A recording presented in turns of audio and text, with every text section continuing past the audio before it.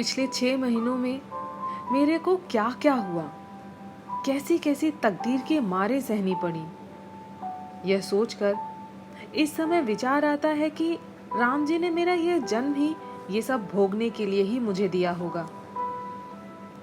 दरोगा बसंत लाल ने मेरे कमर पर लातें जड़कर मुझे सीढ़ियों पर से ढकेला था।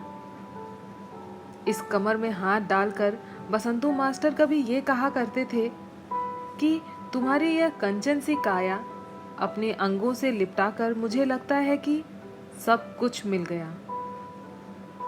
यही काम जब मैं उस बिबिचारणी औरत के साथ करने को मजबूर होता हूँ तो लगता है जैसे मेरा सब कुछ छीना जा रहा है।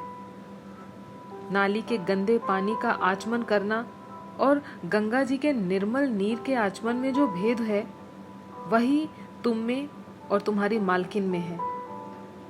वही बसंतु मास्टर दरोगा हाकिम बन के मेरे देह को गंदा टोकरा कहने लगा। खैर, उसे कहना ही चाहिए, उसका हक था। भगवान ने उसे इस काबिल बनाया है कि वह दूसरों के साथ अपनी मनमानी कर सके। एक लुटेरे सूदखोर महाजन के कब्जे से बेचारी अफसर बेगम को छुड़ाकर उसने जो पुण्य कमाया है, उस पुण्य के प्रताप से उसने उस बेचारी शरीफ घर की औरत को बड़ी निर्लज्जताई से रंडी भी बना दिया। सहारा लिया मेरा। उसने सोचा होगा कि मैं तो बेशर्मी की हद तक पहुंचकर मेहतरानी ही बन चुकी हूँ और नीच कौम की औरतों तो ये भी बेजान होती ही हैं, न उसे लज्जा न उसे शर्म। भरे चौराहे पर उसकी जैसे चाहो बेइज्जती कर लो, मगर मैं इसके लिए तैयार न थी। अपनी काया की भूख से बेबस होकर मैं मेहतरानी तो बन सकती थी, पर वैश्या नहीं। परंतु और इन निगोड़ी निर्गुण अपने हाथ में पकड़ी हुई इस कलम के सामने अपने कलेजे पर हाथ रख के जरा कसम तो खा कि तू उस शाम बसंतु दरोगा की वेश्या बनने के लिए जानबूझकर नहीं गई थी। तू खुद थाने के कमरे में उसके साथ एकांत में मदन मतवाली बनी थी। तूने खुद ये तय किया था कि पुराने प्रेमी के साथ गुलछर्रे उड़ा के अपनी काया को सुख देगी।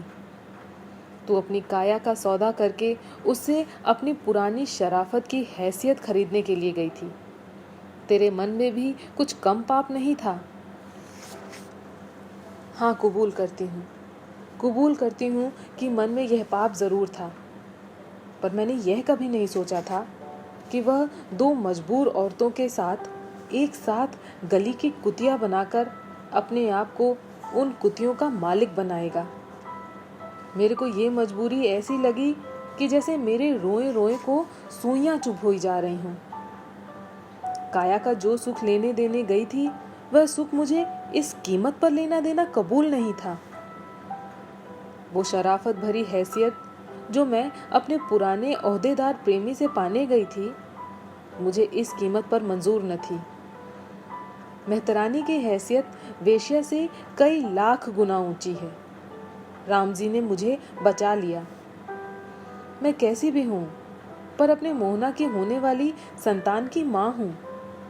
मुझे उसने अपने घर में अपनी पत्नी बनाकर रखा। मैं अपने से झूठ नहीं बोलूंगी कि पुराने प्रेमी के हाथों इस बुरी तरह अपमानित होकर भी मैं मन में जीत की खुशी लेकर अफसर बेगम के घर से बाहर आई थी। मैं उस समय उस जीत के जोश में अनजानी राह पर पूरे भरोसे के साथ चल पड़ी। ऐसा लगता था कि यह गांव शहर की चौहद्दी से मिला हुआ था। अफसर बेगम किसी छोटे मोटे हैसियतदार घर की बहू होंगी। आसपास में ही उसके खेत भी होंगे। उसके ससुराल वालों ने यहाँ भी एक घर बनवा लिया होगा। बाद में किसी पुराने कर्जे से छुटकारा पाने के लिए वे लोग शहर का घर छोड़कर यहीं आकर बस गए होंगे। यह भी कर्जे में नीलाम होने लगा तो मेरे बाके बसंतु दरोगा को बेचारी शरीफ जादी की आबरू बचाने के लिए दया आ गई होगी। उसी दया में उपकार करके उसने शरीफजादी अफसर बेगम को कुतिया बेगम भी बना दिया। मैं कभी उसके प्रेम और पूजा की वस्तु थी, इसलिए मुझे भी उसकी दरोगाई ने उस हैसियत पर उतारना चाहा था। छी, दुष्ट कहीं का। लेकिन कुछ दिनों के बाद इसी बसंतु को क्या मैंने चूना नहीं लगाया था? तब फिर उस हैवान में एक बार मैंने अपना वही जाना पहचाना पुराना प्रेमी देखा था। खैर, यह बात तो आगे होगी। मैं खेतों के किनारे किनारे पगडंडियों के सहारे मुड़ती हुई पक्की सड़क पर आ गई। एक खड़खड़े वाला ताज़ी सब्जियों से भरे डले रखे सड़क पर जाता दिखाई दिया। मैंने हाथ बढ़ाकर रोका, कहा, ए भैया, छावनी की तरफ जा रहे हो? हाँ, चलोगी? अल्लाह तुम्हारी बढ़ोतरी करे मेरे भैया, इस गरीबनी की बड़ी मदद की, भगवान तुम्हें सलामत रखे। मुझे उस खड़खड़े पर चढ़ाने के लिए हाँकने वाले ने मेरी दोनों बाहें थामकर मुझे सहारा दिया। पर सच्ची कहती हूँ, जाने क्या भगवान की माया है, वह सहारा देने वाले हाथ मुझे तनिक भी अटपटे न लगे। न मुझे यह लगा कि सहारा देने वाला हाथ किसी मर्द का है। वह हाथ सिर्फ सहारा देने वाले हाथ थे, न औरत के न मर्द के। एक डल्ला दूसरे डल्ले पर रखकर बेचारे खड़खड़े वाले ने मेरे बैठने के लिए जगह बना दी। हम चल पड़े। रास्ते में उसने मुझसे पूछा, इधर कहाँ, कैसे आ गई थी? ए भैया, मेरी रिश्तेदारी की एक बेवा औरत यहाँ रहती है। अच्छा अच्छा, वो हाजी साहब के यहाँ आई होगी। अब उनके बेटे की जवान बेवा को छोड़कर और कौन है यहाँ? हाँ मियाँ, वहीं आई थी। बड़ी सीधी और शरीफ औरत है बेचारी। सुना है बड़ी मुसीबतों में दिन कट रहे हैं उसके। मैंने सुना था कि छावनी के ही किसी लाला महाजन ने हाजी साहब के खेत पर कब्जा कर लिया है। बेचारी वहां से निकाली जाने वाली है। नहीं मियाँ, उस मुसीबत से तो बच गई बेचारी। किसी पुलिस दरोगा ने सुना फैसला करवा दिया है, यही सुना है मैंने भी।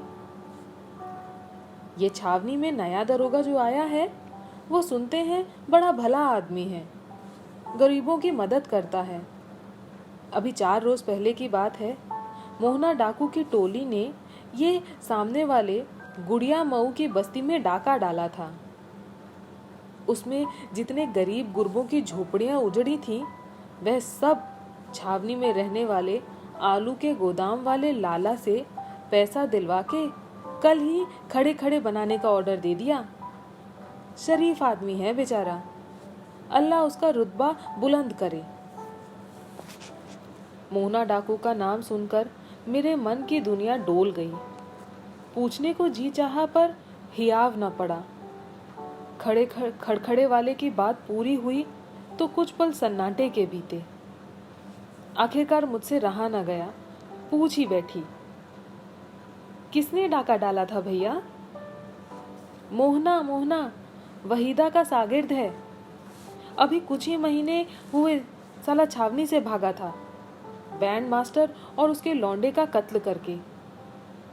वहीदा डाकू सुनते हैं कि मोहना को बहुत मानने लगा था। डाके की वक्त सुनते हैं कि गुड़िया मऊ के जमींदार को गोली वहीदा को लगी, वह ढेर हो गया। डाकू एक बार तो घबरा के भागे, और उसके शागिर्द मोहना ने ललकार कर सबको समेटा, और फिर तो जमींदार के सारे गांव की ऐसी लूटपाट, ऐसी बर्बादी की कि अल्लाह दुश्मन को भी वो दिन न दिखलाए। लेकिन ये छावनी का नया वाला दरोगा एक दिन मोहना को गिरफ्तार करके ही मानेगा, तुम देख लेना बहन। मैं चुप बैठी सुनती रही। मुश्किल से कुछ महीने तो हुए हैं उसे वहीदा के पास गए हुए, और इसी बीच वह मोहना डाकू भी हो गया। मेरी आंखों के आगे बहुत कुछ नाच गया। एक दिन मैंने भी तो अपनी काया का हुस्न दिखलाकर, उसे ललचाकर उसकी मर्दानगी का सुख लूटा था। आज वह खुद लुटेरा बन गया तो अचरज क्या है। मैं बसंतू दरोगा के लुटेरा बन जाने पर ही उससे ही कसूरवार क्यों ठहराऊं? सभी लुटेरे हैं, मैं भी, बसंतू भी, मोहना भी। ये दुनिया ही लुटेरों और लूटने वालों की है। जब जिसका दांव लगा तब वही लुटेरा बन जाता है। छावनी के चौराहे पर पहुंचते ही मैंने खड़खड़े वाले का शुक्रिया अदा किया। पैसे देने के लिए आंचल का खूंट खोलने लगी तो बोला, जाओ बहन, इंसान ही इंसान के काम आता है। मैं इंसान और हैवान ये दो लफ्ज बार बार सुनती हूँ और अब तो ये मुझे उलझने लगने लगते हैं। कौन आदमी किस समय इंसान बनता है और किस समय हैवान, ये कोई नहीं जानता। कि वह आदमी छिन भर के में इंसान ही नहीं देवता तक नजर आता है और दूसरे ही छिन में वो हैवान बन जाता है। कौन बनता है इंसान हैवान? मेरा मैं अपना बड़प्पन बढ़ाने के लिए ही अपने अपने मौके की समझ के हिसाब से इंसान भी बनता है और हैवान भी। घर पहुंचते हुए मुझे लगभग 10 साढ़े 10 बज गए। मसीता चच्चा भी अपनी जिजमानी के काम पे गए थे। गुल्लन चच्ची भी किसी के यहाँ गई थी। मैं उनकी बहू से घर की चाबी लेने गई। नब्बू की बहू को मैंने देखा कई बार था। गुल्लन चाची से उसकी बुराइयां भी सुनती थी, पर उससे खुल के बात करने का मौका मुझे उसी दिन मिला। बड़े अपनेपन के साथ मुझे अपने पास बिठलाया, पान लगा के खिलाया और मुस्कुरा कर बोली, बीबी सुना है कि तुम रात भर थानेदारिनी बन के आ रही हो। अम्मा कल घर में बताती रही कि ये नए दरोगा जी तुम्हारे पुराने आशिक हैं। मेरे मन को ठेस लगी। उस कड़वेपन को पचाकर बनावटी हंसी के साथ मैंने कहा, हाँ पुराने आशिक तो हैं सही, मगर कल तो उनकी एक दूसरी माशूक के यहाँ काम काज था, सो रात भर उसके यहाँ झाड़ू ही लगाती रही। मुंह पे क्यों नहीं मारी हरामी के? अरे बेशरम को शर्म थोड़ी ही आती है भला। चलते वक्त 2 रुपया टिका दिया, यही क्या कम है? 2 दिलवाए? अरे तब तो बड़ा शरीफ है ये तुम्हारा पुराना आशिक दरोगा। हाँ शरीफ तो है ही बेचारा। मेरी मानो तो नए सिरे से उसी की सरपरस्ती में अपना बखत निभा लो। तुम्हारा शौहर तो अब डाकू हो गया है, उसका भला क्या ठिकाना। हाँ हमारे मेहतरों के कौम में तो चोर डाकू हुआ ही करते हैं। हमारे वो डाकू हो गए तो कौन नई बात है। वो अपनी निबड़ेंगे और मैं अपनी निबेड़ लूंगी। अरे मसीता चच्चा जैसे आदमी की सरपरस्ती दे दी, यही अल्लाह मियाँ ने क्या कम मेहरबानी की है मुझ पर। मेरी सलाह मानो बहन तो तुम चच्चा की जिजमानी अपने नाम करा लो। बुढ़े का कोई भरोसा नहीं है ना, आज मरे कल दूसरा दिन होगा। मैंने सुना है कि अपना मकान वो तुम्हारे नाम लिखा पढ़ी करा चुके हैं।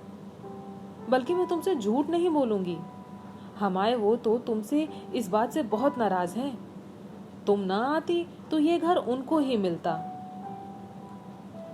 सुनकर अचानक मेरे मन को धक्का लगा और उसी दम मेरे मन में मानो किसी ने कहा, यह तेरे लिए अच्छा नहीं हुआ।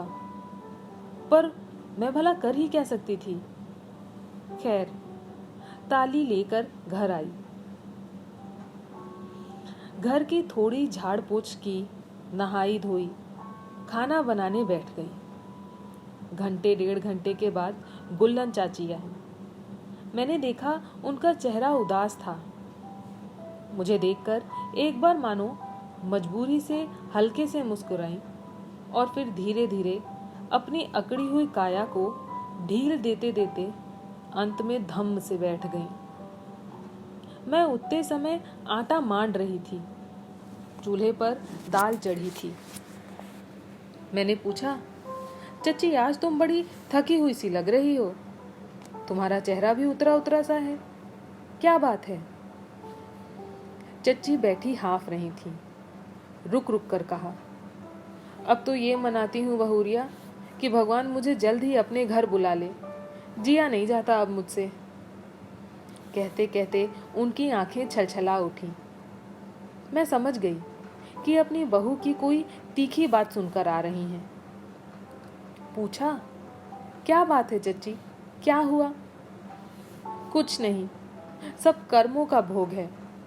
भोग न होते तो क्या मेहतर के घर में जन पाती? जन भर कठपुतली से जियो, सबके हुक्म बजाओ, सबके जूते लात खाओ। अब बोलो भला, मेरी 3 बीसी से भी 2-4 8 बरस ज्यादा उम्र हो चुके हैं। ये भला कोई पिटने की उम्र है मेरी? अल्लाह मियाँ जो न दिखाए सो थोड़ा है, कहकर आंखों पर पल्ला ढक लिया। मैंने पूछा, आज कोई खास बात हुई चच्ची? उन्होंने रो रो कर बताया कि बड़े दरोगा जी यानी बसंतू के यहाँ उसकी घरवाली को बेटा जना के घर आई। रास्ते में 2 पैसे के कचालू लिए। घर आके नब्बू की बहुरिया से कहा, मुझे बड़ी जोर से भूख लगी है, तो जल्दी से मुझे 2 रोटियां दे दे। रोटियां तो न दी निगोड़ी ने, हाँ जबान की छुरी से मेरी बोटियां बोटियां नोच ली। इसके माँ बाप 7 पुश्ते तक दोखच की आग में जले। इसके तन मन में कीड़े पड़े।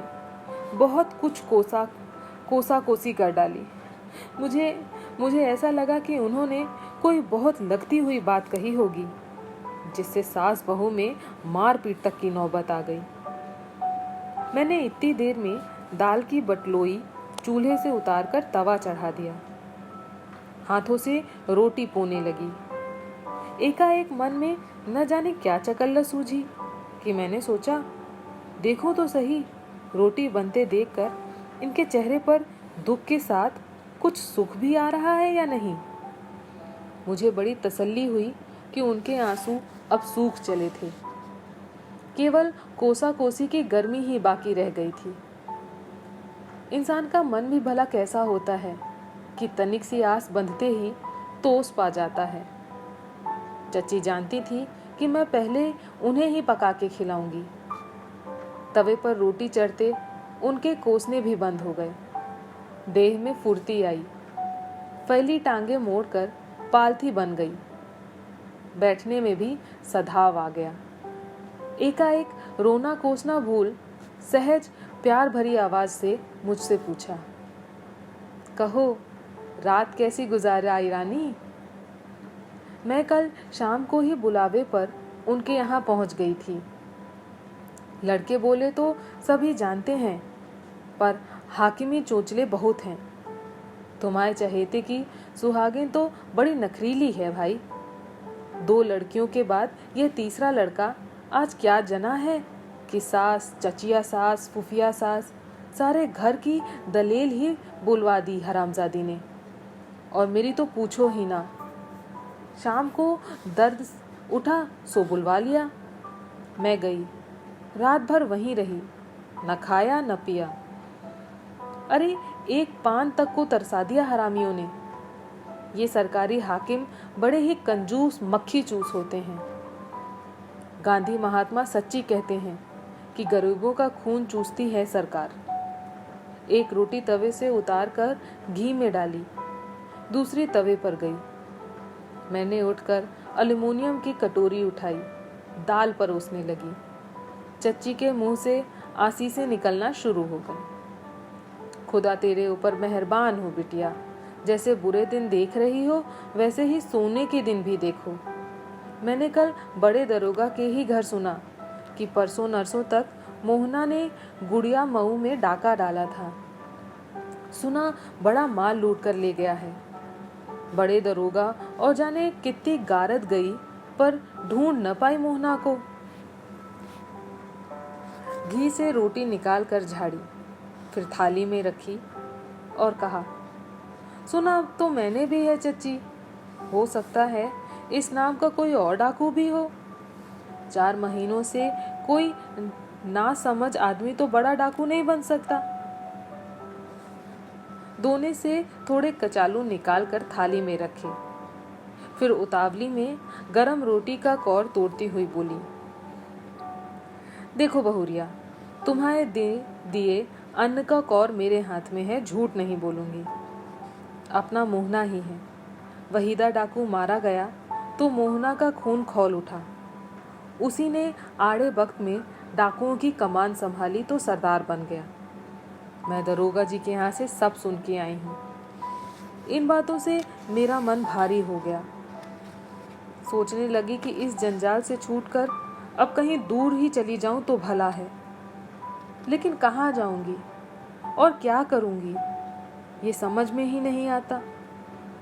गुल्लन चच्ची को खिला पिला के मसीता चच्चा के यहाँ इंतजार करने लगी। चच्ची मुझसे बोली, बेटी अब मेरी 2 रोटियां तू ही सेक दिया कर, मैं अब उस घर में नहीं रहूंगी। मैं तुझे हर महीने अपना आटा लाके दे दिया करूंगी। मैंने पूछा, सोच लो चच्ची, घर के बेटे बहू से बिगाड़ करके यहाँ रहना ठीक न रहेगा। आगे तुम बड़ी बूढ़ी हो, समझदार हो, जो भी करोगी सोच समझ के करोगी। सब सोच लिया है। घर में बुढ़ापे की इज्जत न हो, उस घर में रहना अब मुझे गवारा नहीं। रात भर की थकी मांदी घर आई तो घर सा न लगा, उल्टे बहू की मार खाई।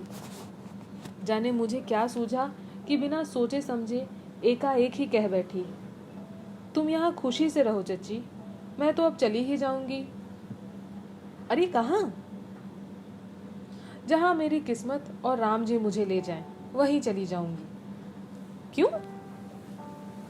चच्ची का यह सवाल मेरे कलेजे में अटक गया। मैं आप ही नहीं जानती कि मैंने ऐसी बात मुंह से क्यों निकाली।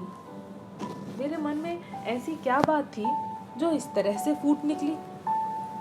ठंडी बुद्धि सोच समझ कर कहा, क्या कहूँ चच्ची, अब वो तो डाका डालने लगे हैं और मैं तुम्हारे दरोगा जी को नाराज करके आ रही हूँ।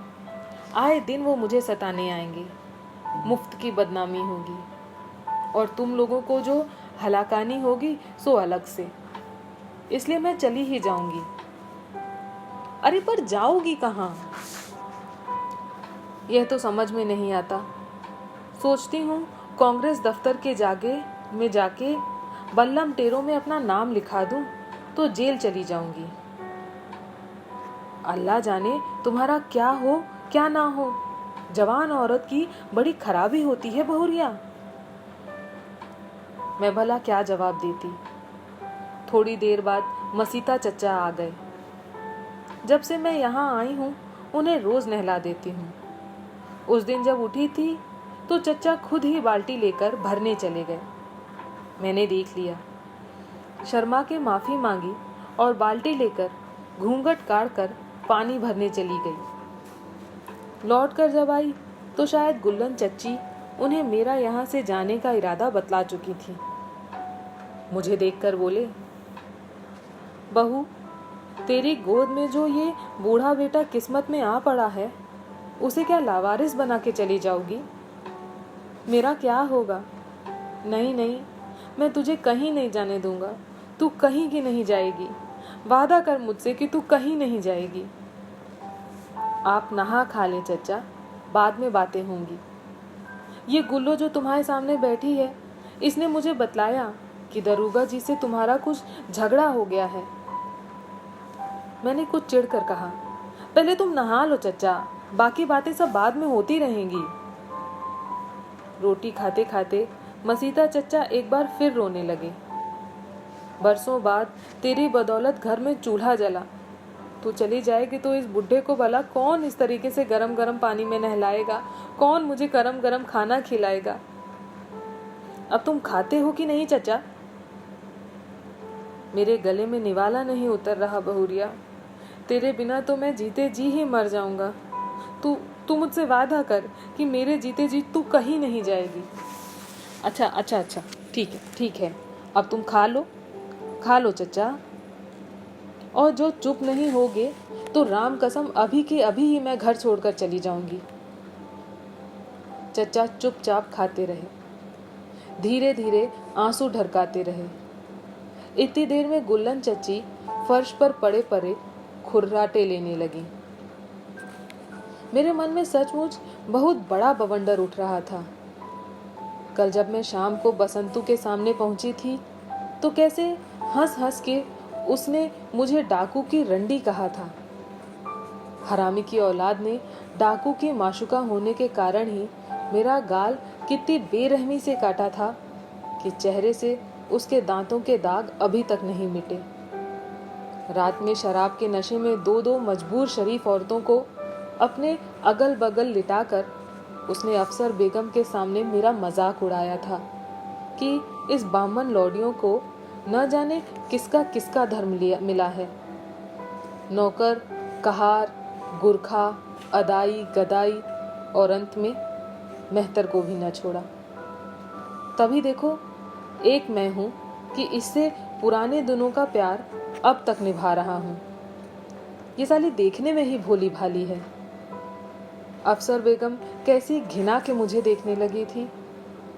सवेरे जब लाते खा के निकल गई तो वो और उसकी नौकरानी मुंह पर पल्ले ढक के मुस्कुरा रही थी निगोड़ियां। उसने मोहना की माँ बहनों को सैकड़ों गालियां दी थी। वह मुझे नहीं, मोहना की माशुका का अपमान कर करके मेरी काया के साथ खिलवाड़ करना चाहता था, कमीना साला। मैंने हर बार उसे गहरा नशा पिला के अफसर बेगम के शरीर पर ही लुढ़का दिया था। वह सब बातें फिर फिर कर याद आने लगी और मन में यह डर समाया कि राजा, जोगी, अग्नि, जल, इनकी उल्टी रीति। भगवान जाने वो मुझसे क्या बदला ले। बदला तो वो मुझसे जरूर लेगा, यह तो मेरा जी बार बार कहता था। मुझे मेहतरानी मानकर गुस्से में वो मेरा खुलेआम अपमान भी कर सकता है। मैं उस अपमान को सह न सकूंगी। अपने बाप दादों का नाम उछाला जाना मुझसे सहा नहीं जाएगा। यहाँ से चली जाऊं, मगर जाऊं कहाँ? कांग्रेस वालों में दया ममता है। आर्य समाजी भी अछूत उद्धार कर रहे हैं। उसी उद्धार में मेरा भी उद्धार हो जाएगा। हे राम। रात में चच्ची का लड़का नब्बू लड़ने आया। अपनी अम्मा को खूब खूब जली कटी सुनाई। अब जो मेरे घर में पैर रखा तो झोंटे पकड़कर बाहर निकाल दूंगा। चच्चा इस पर ताव खा गए, नब्बू को मारने को झपटे। उसने धक्का दिया, वो गिरे। दरवाजे पर बस्ती वालों की भीड़ जुट गई। बड़ी कांव कांव हुई। मोहल्ले वालों ने नब्बू को घसीटकर बाहर निकाला। बड़ी मुश्किल से मैंने घर के दरवाजे बंद किए। चच्चा की कोठरी में चच्ची पड़ी पड़ी रोती रही। चच्चा उन्हें समझाते रहे, दिलासा देते रहे। अरे तू कौन घर के बाहर है गुल्लो, अपने ही घर में बैठी है। मैं अपनी रोजी की गुइयां को अपने सिर आंखों पर रखूंगा, नहीं तो वो माय डियर जन्नत में मुझसे क्या कहेगी। कोठरी के बाहर मैं खड़ी खड़ी चच्ची चच्चा की बातें सुन रही थी। हाय, कोई ऐसी सच्ची तसल्लियां देने वाला मुझे ना मिला। बबुआ सरकार प्यार का दिखावा तो बहुत करते थे, पर बिल्कुल बेमतलब की बातें किया करते थे। जैसे कोई छोटा बच्चा बड़े प्यार से अपने किसी बड़े बूढ़े से कहता है कि जब मैं बड़ा बन जाऊंगा तो तुम्हारे लिए ये करूंगा, वो करूंगा। मेरी जिंदगानी में पहली बार जिसने प्रेम के सपने अपनी मासूमियत भरी बातों से दिए, वो तो यही निगोड़ा मास्टर था, जिसने अपनी दरोगाई में मेरी हैसियत को गली की कुतिया की औकात पर उतार दिया। सोच सोच कर मेरे कलेजे में ज्वालाएं भड़क उठी और उन ज्वालाओं को बुझाने के लिए पानी की मोटी धार की तरह उसका डर भी मेरे कलेजे में समाने लगा। ये बसंतू मास्टर, जिसे मैं देवता समझती थी, दरोगा होकर अब वह दानव हो गया है। वह एक आध रोज में जरूर ही अपना बदला लेने के लिए आएगा। मुझे यहाँ से निकल जाना चाहिए। ये बेचारे बूढ़े बुढ़िया मुफ्त में मेरी ही वजह से परेशान होंगे। मैं क्या करूं? मैं कहाँ जाऊं? सारी रात यही सोचने में बीत गई। किस्मत ने एक पाप के पीछे 100 बाधाएं लग छोड़ी हैं। एक एक ऐसी भी देखी है मैंने जो दिन रात ऐसे पाप करती रहती हैं और फिर भी इज्जत के साथ सुख भोगती हैं। अम्मा हरामजादी तो मेरे बाप, बूढ़े आर्यपुत्र और न जाने कितने मर्दों से मुंह काला करवा के अभी भी चिकनी चुपड़ी बनी बैठी है हरामजादी। ऐसी एक नहीं सैकड़ों औरतें होंगी। मैंने तो 2-4 को ही देखा है। मैंने क्या अपना जीवन ऐसा ही चाहा था राम? नसीब ठीक होता तो किसी लायक मर्द के साथ ब्याह ही जाती। अम्मा के घर की पाप भरी हवाएं मुझे न छूती तो क्या मैं हवस की मारी यूं टूटती? हाय रे, मैंने तुम्हारा क्या बिगाड़ा था राम जी? मुझे ऐसा नसीब क्यों दिया? मैं मानती हूँ कि मेरे भीतर काम देवता अब भी इष्ट देवता बनकर ही विराजे हुए हैं। दिन में एक आध बार मेरा ध्यान उधर जाता ही है। मोहना की याद सताती है। मैंने तो सोचा था कि मोहना न सही, बसंतु ही सही, पुराना प्रेम है, तन की प्यास बुझा लूंगी। पर वो कहावत है कि जहाँ जाए अच्छन वहीं करे काम करे लच्छन। मुझे अकेले में न बुलाकर अफसर बेगम के साथ बुलवाया। अब बसंतु मेरे साथ जरा भी रहम नहीं खाएंगे, ये मैं जानती हूँ। पर अब मैं कहाँ जाऊं? मगर जाना तो पड़ेगा ही। चच्चा तो बड़े सवेरे ही अपने काम पर निकल गए। मैंने चच्ची से समझा के कहा कि देखो ये मेरी दुर्दशा है, बोलो मैं क्या करूं? सुनकर वो भी गंभीर हो गई। बोली, मैं तुम्हारी इस बात को मानती हूँ कि दरोगा तुमसे बदला लेने जरूर आएगा। तुम्हें कुछ दिनों के लिए यहाँ से कहीं और चला जाना चाहिए। पर कहाँ जाओगी बहुरिया? दुनिया में जवान बेसहारा औरत को कहीं भी ठिकाना नहीं है। चच्ची, या तो कोई भला गांधी महात्मा वाला या फिर कोई आर्य समाज वाला ही मेरी मदद कर सकता है। तुम इनमें से किसी को जानती हो अगर तो मेरा काम बन सकता है। इधर छावनी बाजार में कोई बड़ा कांग्रेसिया तो नहीं है मेरी जान पहचान वाला। छोटे मोटे बल्लम टेरों को ही देखा है इधर। पर वे हरामी के पिल्ले तेरे क्या काम आएंगे?